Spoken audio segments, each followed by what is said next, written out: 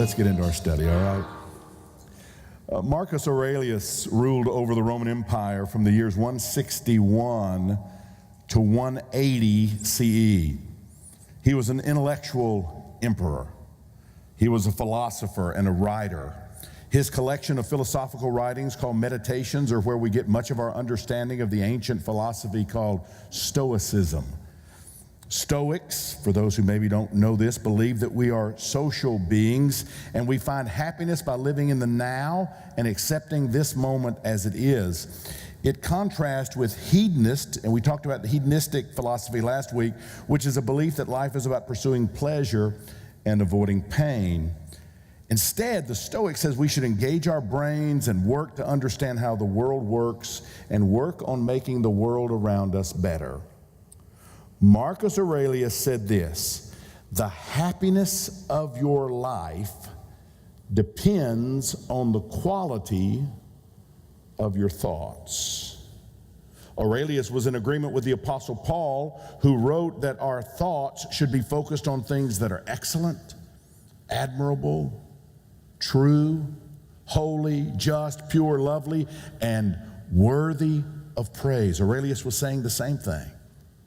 As we continue to learn about how to be happier people, which has been our goal this whole summer, it's important for us to be a little repetitive, because it is only when we invest time and energy in understanding the information that we're trying to teach on Sundays and then putting it into practice that we truly can benefit from it. So I'm trying to do the best preparation I can be to be able to share the best information I can share, and it's important for you to listen to it and then repeat it over and over in your mind and then put it into practice if you're ever going to see real benefit. Let me share with you a few of the important principles we've talked about this summer. First one that I talked about now almost every week to somebody is 50% of happiness is determined by your genetic makeup. Let me say that again. 50% of your happiness is determined by your genetic makeup. You have your mom and dad and grandmoms and granddads to thank for 50% of kind of how it is. That is totally out of your control. You're born with it. 10% of your happiness level is determined by life events. If you won the lottery this past Friday night, you're up a little bit. Your bump is up. If you bought all the tickets of the lottery with your paycheck and you didn't win, you're down. That's 10%, and sometimes that's something you caused. Sometimes it's something you didn't cause. Maybe it's the death in a family, or maybe it's something beyond your control. But that leaves 40% that's controlled by your thoughts and actions. So I understand some people maybe genetically have a low happiness quotient, but if they put into practice these things we're teaching, they can affect 40% or raise their happiness level wherever it starts out. They can raise it 40%. Genetics gives us, here's the second thing, genetics gives us a happiness set point. It's a baseline that's relatively consistent throughout life. Good things temporarily bump it up, bad things temporarily bump it down, but it always bounces back. I never will forget talking to Amy Copeland, and I asked her, Amy, is it true that lottery winners, when they have looked at people who won the lottery, it doesn't matter how much money they won, a year later, their happiness level is exactly what it was before they won the lottery? And is it conversely true with people who have lost limbs, like Amy had lost all 4 of her limbs? Is it also true that a year after an accident, people's happiness level goes back to exactly where it was before the accident took place or before the lottery was won? And she said that's exactly true. That's the happiness set point. Third thing we've talked about is it's possible to transcend our genetic happiness set points if we learn about certain happiness practices and we incorporate these practices into our lives. That's what we're trying to do. Listen, you may go to a church that doesn't feel like happiness is important. It is important. It's very important. The Bible speaks about our happiness, our joy. It's something that we want you to experience, and we want to help you become happier people. Often what we think makes us happy doesn't. But there's a whole other group of practices, that's the ones that we've been looking at in our series, that actually can contribute to you being a happier, more joyous person. Today we're going to talk first about the idea of knowledge as an important component in lifelong happiness. Now, not everybody believes that this should be on the list. Let me ask you a question. Is ignorance really bliss? Have y'all heard that saying? Ignorance is bliss. We've heard the phrase, And I think the idea behind the phrase is there's something about innocence when we just don't know any better. There's something about that. I used to wish I could go back to that place of simple naivete. I remember when I thought everything was just so easy to understand. There were good people and there were bad people. There were ins and there were outs. It was all dualistic. It was very easy, friend or foe. But as I have gotten older, I have realized that's not really the way we work. But some people think innocence is bliss. I'd rather stay in that posture. Many people long for the simpler days so much.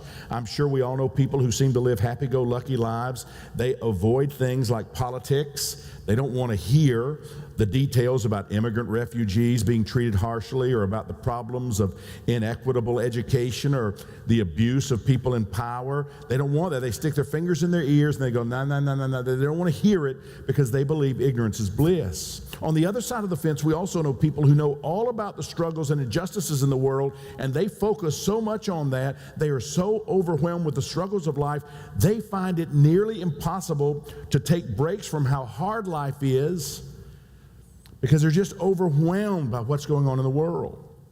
I believe there's a problem with both the ignorance is bliss camp and the everything is doomed camp. Both extremes involve living life with such a small, nearsighted focus that you don't get full perspective. Existing in either of those places means missing that real, deep, lasting happiness is strengthened and often polished by painful situations we have to go through. There is another path. It's the path I'm excited to talk about today, and it's a path that can help you into happiness, and that path is knowledge. Jesus taught that knowledge of the truth can set you free. Knowledge is a good thing. Now, I felt a certain tension when I was growing up about knowledge. On one hand, I grew up in a home that put a lot of value on learning. I know I talk to you about my dad all the time. I'm sorry, he's just the most significant adult figure, male figure in my life. And his birthday was yesterday, so happy birthday, Daddy Ray. If you're watching this, he's 76. But my dad's one of the smartest people I've ever known. My dad, when he was 15 years old, scored perfect on the math portion of the SAT in the 1950s. He was awarded a scholarship, full ride to any of the military institutions he wanted to go to in America, had he chose to pursue that. My dad loved learning, and my dad loved reading. Books were so important in our house. If you damaged a book by misusing it, that was a high crime. That wasn't a misdemeanor. That was a big, big, big deal. I remember when I was 9 years old, I experienced my favorite Christmas ever. While everybody else was rejoicing with Hot Wheels and these jumpy, hippity-hop things, I got 10 books for Christmas. And that's when I first began to read, and I fell in love with those books. And then I just became a voracious reader because that was a big deal in our house. The maddest my dad ever got at me was in high school. I was messing around and not paying attention to learning. And I remember him calling me into his bedroom and having me sit on the edge of his bed, and him telling me through clenched teeth, and my dad is a sweet, jolly man now, but through his clenched teeth, he looked like Brutus from Popeye back in the day. I mean, he had a black beard, and he looked so intimidating, that he had raised me to be more than a jock, and he knew I had a good brain, and he expected me to use it. And it's like, yes, sir, I understand. So I had my dad on one side pulling me towards knowledge, but I also loved church so much. And in church, there was this subtle sense that knowledge wasn't good, or any knowledge that I obtained outside of church wasn't good. Maybe I misremember this because I loved the place, the church I grew up in. It was a little country church, and there was so much good about it, but in my memory, they didn't seem to think learning outside of what the church taught was important. There seemed to be a mistrust of professional people. I remember that. There seemed to be a mistrust of any info that did not come directly from the Bible. There seemed to be a definite mistrust of academics. I never will forget the last Sunday I was there, I was going to be going away to university, so it was a big deal. Ray is going, and my dad's name is Ray, so they call me Little Ray at the church. If I go back there now at 240 pounds, I'm still Little Ray. They're so happy Little Ray is here. It's like nobody calls me Little Ray. Anyway, I was leaving to go away to college, and every person in that church pulled me aside and said, you need to be very careful when you go off to college because they're going to try to teach you some things, and you just need to put that out of your mind and don't listen to them. And they were fearful about knowledge. And I went off to university with all of these, everything up. I'm just not, it's like every professor is like this. I'm not going to believe what they say because I'm a Christian and we have the full knowledge in our little country church in Jonesboro that I'll need in life. And I didn't realize that's not the case. So I had this tension. Learn everything you can learn from my dad, and then not so sure you need to learn anything outside of church from my church. The people I grew up in church with might have been nervous about knowledge, but you know what I've learned? God is not nervous about knowledge. God loves knowledge. Proverbs 20:15 says this, gold there is and rubies in abundance, but lips that speak knowledge are a rare jewel. I've discovered that we don't have to be nervous about truth. And I have discovered that all truth is God's truth. Let me say that again. All truth is God's truth. It doesn't matter if Buddha said it. It doesn't matter if Rumi said it. It doesn't matter if Stephen Hawking, the atheist astronomer, said it, or if Jesus said it. If they say it and it's true, it's true. And I believe that whoever says it, it still comes from the mind of the divine. And if it's not true, then I want to discard it. Do you understand? Knowledge is a great thing. I quoted Marcus Aurelius at the beginning of the talk. The happiness of your life depends on the quality of your thoughts. Aurelius was not a Christian. He was a pagan emperor. But his statement is true. We see it validated in other people who spoke truth. It is a good statement, so we don't mind quoting it because it's helpful. Some people in churches say the only truth you need is what is found in the Bible. They treat the Bible like it is the instruction manual and has the answer to every question in life. But that's not the intention. That was never the intention of the Bible. I like the way our good friend Stan Mitchell says it. He says this, the Bible is the spiritual travel diary of our forebears. And by the way, that's the way you spell forebears. We were shocked, but that's how you spell it. It's not the final words of God, but a medium through which the word of the Lord may come. So when we read the Bible, we're excited because we're looking at our forebears and we're reading their spiritual travel guide, what they are discovering along the way, but it is not the end all to everything. Thank God people are still learning and they're still progressing. That's important. Some of the things I was taught didn't hold up to universal truth. And when I realized that, I had to discard some things that I had been taught was in the Bible. But I had to admit either I'm understanding it wrong or it was written wrong because these things aren't true. Children shouldn't be killed for back-talking their parents. But you can find a verse that tells you that's what you should do. Well, we don't do that. A genocide, killing a whole race of people. When we hear people talking about that, we say that's horrific, that's terrible, that's not right. But that's ascribed to God in the Old Testament. You have to put on the lens of Jesus and say, is this really the way God is? And with the lens of Jesus, we see Jesus would never say stone a child. Jesus would say, permit the children to come unto me, for such is the kingdom of heaven. He would say, if any person harms one of these children, better that a rope be hanged around their neck and they be thrown into the deepest sea. Jesus would never have said that. So you have to be able to figure out what knowledge really is. Some people believe the Bible teaches that women are less capable than men, that women are, in fact, weaker in all ways than men. And that's not true. That's not true. And so we have to be able to put those things into perspective. I came to realize it's my responsibility and it's your responsibility. If we grew up in church and we have this set of knowledge in our minds we got from church, it is our adult responsibility to take everything dealing with orthodoxy, to take every belief off of the shelf and analyze it and say, is this really true? Or am I just been believing this because somebody told me to believe it? And analyze it and see if it makes sense, see if it resonates with the real Spirit of God in your heart before you say, this is what I believe. You must be willing to discover what truth really is. And don't believe it just because I said it. And don't believe it just because a television preacher said it. You have to be willing to discover with knowledge what is the truth. And then when you figure out what the truth is, you've got to be willing to submit your life to it.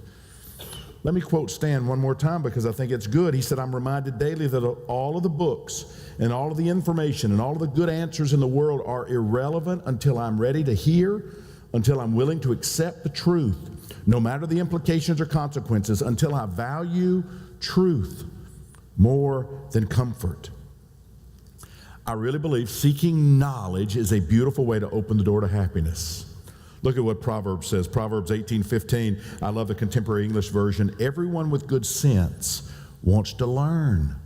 Everyone with good sense wants to learn. Or Proverbs 15:14. Anyone with good sense is eager to learn more, but fools are hungry for foolishness.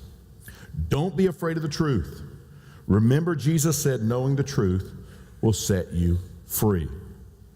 Knowledge impacts our happiness in several ways. The simplest way knowledge will affect our happiness is using knowledge to learn a series like we're talking about this summer and then putting it into practice. That will really affect your happiness. I am sleeping better longer than I ever have because I know we studied sleep and it was important. I'm exercising in a way that I've not exercised before. I've discovered that is important. I'm practicing social justice, something that has not been a huge part of my life, but it's something that I really believe comes from a courageous heart, and I'm putting it into practice, and it's making me happier. So you learn these things, and you put them into practice, it'll help. If you're investing time and energy into practicing these things, I believe you will become a happier person. The advantage we gain in life when we fall in love with learning are immeasurable. When we love learning, especially as we're kids, if we're kids just starting out, we will do better in school. We'll be encouraged more frequently. We'll develop more skills. We'll have a better vocabulary. We'll acquire knowledge about how to deal with complicated life circumstances when we face them. The good news is, if you grew up without a love for learning, that's okay. Some people don't come to a love for learning until later in their lives, and so you might be 50 or 60. That's all right. When you do decide you want to love learning, it lights up your brain. It forms new neural pathways that are helpful. You'll begin to feel a sense of strength, satisfaction, and confidence in your life. It's a good thing. Simply put, every day you'll feel that you've learned something. You'll feel better about yourself. You'll feel better about life. Now, I want to give you 7 practices maybe that'll help you in just gaining a little more knowledge about things in this life. So these 7 things I think will be very helpful to you. But before I give you the 7 practices, let me suggest one overarching principle that's important, and that's give yourself permission to become a curious person. I know some people that just aren't curious, but we live in a marvelous universe, and just begin to observe it a little bit and find things that interest you and study it a little bit. It'll open you up in ways you never imagined. Let me give you these 7 things quickly. Take a class. Even though we're all adults, take a class just for fun. Cooking or dancing or jewelry making or painting. Whatever pulls you toward it, do it. When my wife retired 9 years ago from her job where she had worked 30-something years to DeKalb County School Board, she was looking at a life and she didn't know what to do. You know the first thing she did? She signed up for a class at the Apple store. And she would take Marta to Lenox Mall, and she would go through this class once a week to learn some of the little tricks inside the Apple computer to make her more competent. I was so proud of her, and she'd come home having learned all of these cool things. I know this is crazy, but I want to take a dance class at some point in my life because I missed that whole deal growing up. I'm kind of fused together. Nothing really moves the way it's supposed to move. And I'm just wondering if there's a teacher out there that could teach me how to ballroom dance. And so Jane and I have talked about maybe doing that one day. I hope I can do that. If it's interesting to you, take a class. Second thing, think of something you're curious about and start researching it just for fun. It's not a big deal to type it into Google, or even better, go to Quora, Quora. where you'll find answers from experts about what you're really thinking about. Let me tell you some things I've been curious about just over the last 6 months. I have spent a week or two researching cryptocurrencies. I talk about it at Ray McCune. And so I was interested. I was seeing it in the paper a lot and didn't really know much about it, so I began to research cryptocurrencies. I got interested for a small season in something called Forex, or the foreign exchange. It's the monetary exchange used around the world. And I just was interested, and I wanted to read a little bit about it. I have read of late how the keto diet, which is a real hot diet people like, can actually fight certain cancers. That was fascinating to me. I've been reading about the strategy of chess. I've been reading about the strategy of Texas Hold'em poker because I'd like to learn how to play poker a little bit better. I have been reading about racism in real estate, especially right after World War II, and the whole idea of redlining, and so many of you know about that, and that was changed, thank God, with the Fair Housing Act in 1968. But still, I wanted to read about what was happening to people when they came home from the war and they didn't have opportunities open up to them because of racist practices that were across the board being done in real estate. I wanted to read it, and I did. Jane told me she wanted to learn about bees, and she asked me if I would put on our Kindle some books on bees. Neil, my good friend Neil, that does a lot of this work around here, behind the scenes work, Neil told me one of the best books he's read over the last few years is on salt. S-A-L-T, salt, what you sprinkle on your food.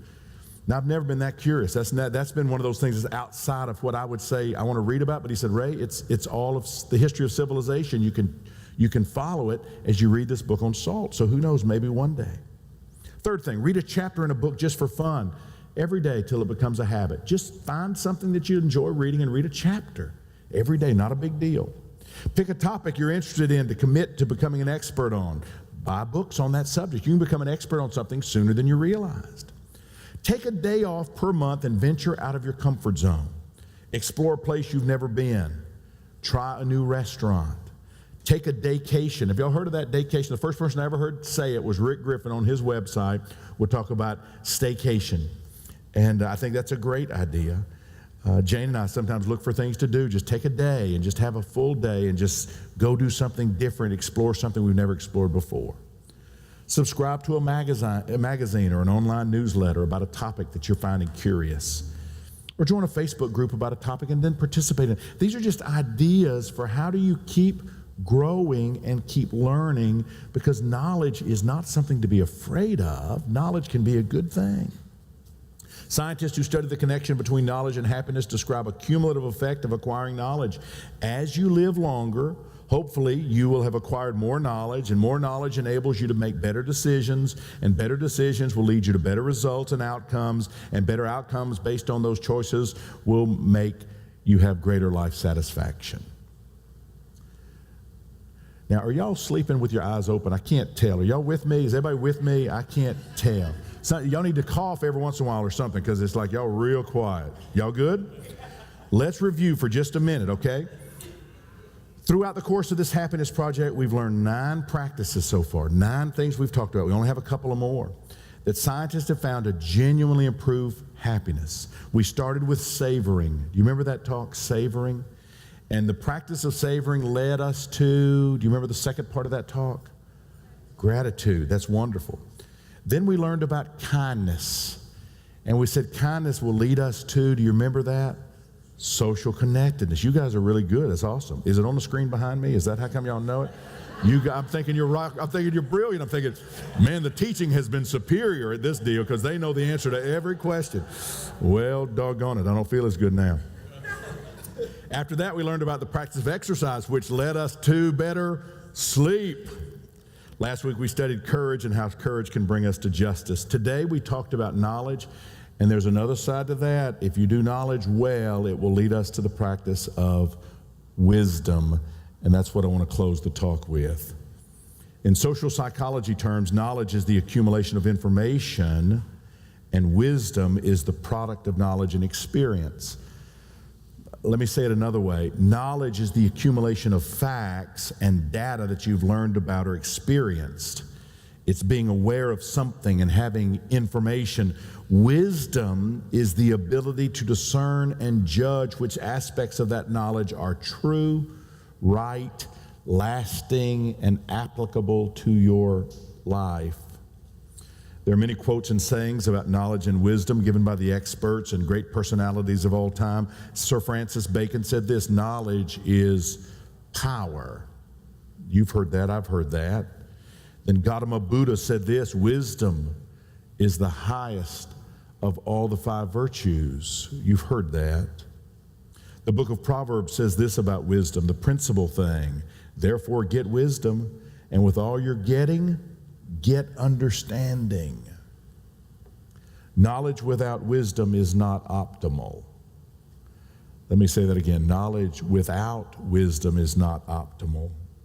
Knowledge is not as effective without wisdom to know how to apply knowledge. If you don't have wisdom that goes with knowledge, you can be simply a walking encyclopedia. I know some people like that. You want them on your team on Trivia Pursuit. I can tell you that, because they know everything about everything, but they don't have wisdom for nothing. They are clueless. I have met many people, some who have doctor's degrees, but they don't have the wisdom to keep their eye on really knowing what matters most in life. They can write a book about raising children, but they don't have the wisdom to actually raise children. When a person has a lot of knowledge, they can sometimes also have a lot of arrogance, and they can have a lot of pride.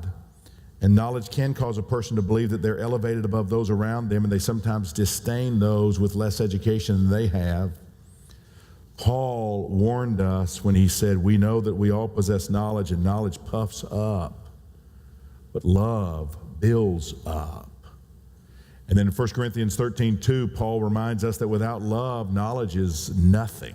He said, what if I could prophesy and understand all secrets and have all knowledge? And what if I had faith that moved mountains? I would be nothing unless I loved others. Best-selling author Bob Goff said it like this: it will be people with the greatest love, not the most information, who will influence us to change. Certainly, wisdom and knowledge are not the same thing. Wisdom is the ultimate goal. Information without transformation leads only to frustration.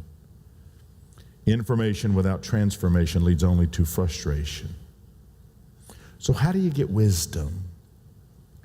You get wisdom by paying attention, by being observers, by living through experiences, by watching what works, by watching what doesn't work, and making sure that you're filing it away.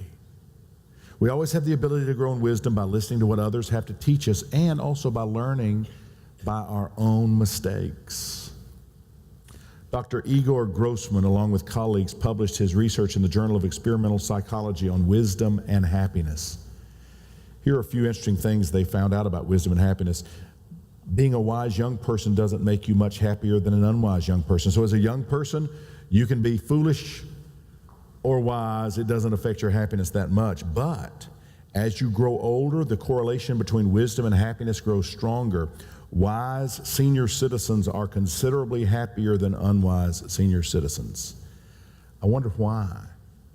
Can you imagine if you've been unwise your whole life and now you're 70 and you're unwise and you've not learned anything from all of that? Number one, you're probably beaten to death from all of your ins and outs of the ditches that you've been in your whole life. Or someone who has learned what life is, and they've been able to put it together, and they've been able to make wise decisions. As they get older, life really does become a happier, more beautiful thing. A second thing, happiness can increase whether or not wisdom increases, but it is more likely to increase when it's connected to wisdom. You can be a happy old person without a lot of wisdom, but as wisdom increases, you will become a happier person. Just as everything else we've talked about in the Happiness Project, wisdom also has it's a circular experience. We've called it the happiness loop. Happier people tend to grow wiser, and wiser people tend to be happier. Best-selling author and former editor of The Atlantic, Robert Wright, analyzed Dr. Grossman's research, and he summed it up like this: acting wisely reduces conflict in your life and strengthens your social relationships, and this fosters a sense of well-being that makes it easier to act wisely. And so on. He continues, but there's also the vicious circle scenario, which is when you make a bad decision, spiraling down, you grow more unhappy, which means more bad decisions, and you just keep spiraling further and further and further down. With wisdom, you can cycle up to a better life. Without wisdom, you will be on a vicious cycle down. Well, let me give you 5 quick thoughts about developing wisdom. Of course, the Bible says you can pray and ask for wisdom. That's a beautiful thing, to pray and just ask God to help you pursue. He does it. It's not like he just pops it in your head. He makes you open to things that will give you wisdom, and you begin to grow and learn. But here's 5 additional things. Read the works of great thinkers and religious leaders. I love reading works from great religious leaders and seeing how they were thinking, what was the wise thing they were trying to do. Consider the wisest person you know. When making big decisions, get their advice. When making small decisions, imagine what they would do. You know the what would Jesus do little thing? I think that was kind of the idea, but sometimes that's a little lofty. Maybe you should say, what would Mr. Rogers do? I mean, if you just need somebody that you can think, what's somebody I can see? What's the wise thing to do here? Number 3, study the lives of prominent people in history and learn how they made decisions and what was wise about their decision. Volunteer at a nursing home, interview residents there, talk to older people, find out where their wisdom came from. Subscribe to news on the opposite side of the political spectrum. You can go deeper than Fox News or MSNBC. There's things that are really written that are wise, that are not done in a Hollywood fashion. If I was reading on the left, I would say read The Nation. That's a good periodical to read. If I was reading on the right, I'd say read National Review. Read something that's outside of your understanding of how things work, just to see the other perspective. Is there something that you're missing? Let me tell you what I know. I've had a pretty good mind my whole life. I know that my mind has been okay, but I've not always been so very wise. I've made life decisions without thinking about whether it was a wise decision or not, and I have paid a pretty price for those unwise decisions. Over the last 15 years, I have changed. And I've realized, maybe that's just a part of age, I have realized wisdom is what I desire above all things. What is wise? I read a book by Andy Stanley. It was a little book, but I thought it was fascinating, and it was about the question, what's the most important question you could ask? And I read this maybe 15 years ago. You want to know what the question is? What is the wise thing to do? What is the wise thing to do? Now, I can change it up a little bit. In light of my past experience, what is the wise thing to do? You ever been driving fast to make an appointment that you're late for, and you can just stop in the middle of crazy driving and say, in light of past experiences, getting tickets or messing the car up because I'm driving so fast, what is the wise thing to do? Maybe pull over and call them and say, I'm going to be 10 minutes late. I'm terribly sorry. Or flirting with a person who's in a bad relationship. Flirting with a person in a bad relationship. Can I look back in past experience and say, that didn't work out so well? What is the wise thing to do? Or maybe eating a 20-ounce steak at 9:30 at night. Anybody ever done that? And you look back and you say, I remember the pain that caused. What is the wise thing to do? Can you cut me off about 1/8 of that and I'll take the rest home? That's the wise thing to do. Second question you can ask yourself is, not in light of past experiences, but what about in light of my current circumstances? What is the wise thing to do? You ever been so mad at somebody that you started to write them an email and you had just fire coming out of your fingers as you're just smoke as you're writing it, and then you think, in light of my current circumstance, I'm mad, I'm ticked, I'm angry, I feel insecure, I feel like I've been attacked. Is it wise to push send? No, it is not. And you just put it aside for at least 24 hours to see if maybe there's something that you need to consider. And then thirdly, in light of my future hopes, this is the most powerful thing. In light of my future hopes and dreams, what is the wise thing to do? The decisions you make today can rob you of the future that you long for tomorrow. What are you going to do? I've thought about some people that I know who had the opportunity to go be with their kids for the weekend. That was the plan. They were going to go and be with their kids for the weekend. But they met a sexy young person in a bar, and it's like this became the choice. And it wasn't just one weekend, it was subsequent weekends, and they were blowing off the future of having kids that they would have a great relationship with because they were not priority, and they became more and more just an absentee parent. What's wise? What about someone who says, I can work the extra shift to help the boss through this tight spot, or I can blow it off. I got some buddies, we can sit around and drink a few beers and just kick back tonight. What is the wise thing to do? You have to answer it. If we made our present decisions in light of our desired future, many decisions will be made differently.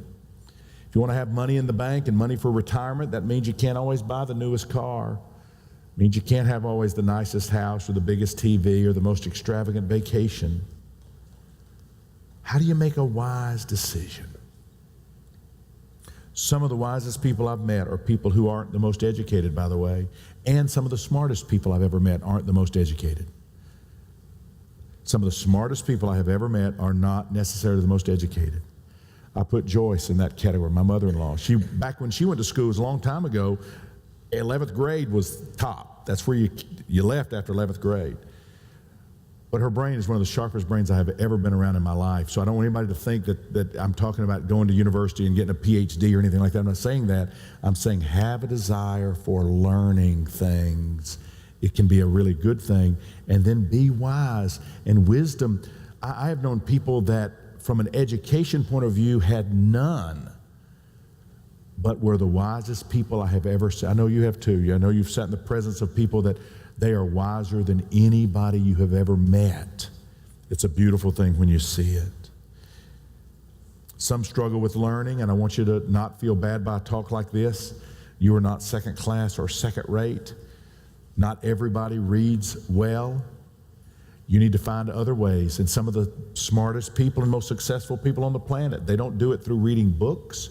They do it through learning other ways. Some through learning by just touch, doing it. They have to get into the game. They have to get into the arena. But when they get in the arena, they can learn things. Some people learn auditorily. They just learn through hearing. That's what they need to do. Some learn through visual. That's how they can do it. And then some people can do it through reading. Whatever it is, don't feel bad. Just know, are you open to learning? Are you willing? I know some people, they stopped learning when they left high school. They're 62 years old. They've not learned anything. And they certainly haven't applied any kind of a wisdom. God loves everybody. Whether you're on the learning train or not, whether you're on the knowledge train or wisdom train, God loves you. But God does want to help you move from where you are to where you want to be. I found myself in the ditch so many times because I was smart, but I wasn't wise. And each time, you know what I found out when I was in the ditch, after I just ruined stuff, I found out that God still loved me. God wasn't through with me. God's attitude towards me actually never changed one bit. My shame made me change I was the one that was feeling shame because I was messed up again. But it was like God was just saying, Ray, one day you're going to choose wisdom. And when you do, you're going to have all these things you've wanted in life that you've been trying to get in all the wrong ways. I wonder if maybe somebody is here, and maybe, just maybe, that's where you are. You've not pursued wisdom. You've not said, what is the wise thing to do? And you found yourself just like I was, on the side of the road in the ditch because of me. And God is saying, I love you just as much as I ever have. I can't stop loving you. And one day, you're going to choose wisdom, and one day the road's going to become a better road for you. Would you bow your heads, please?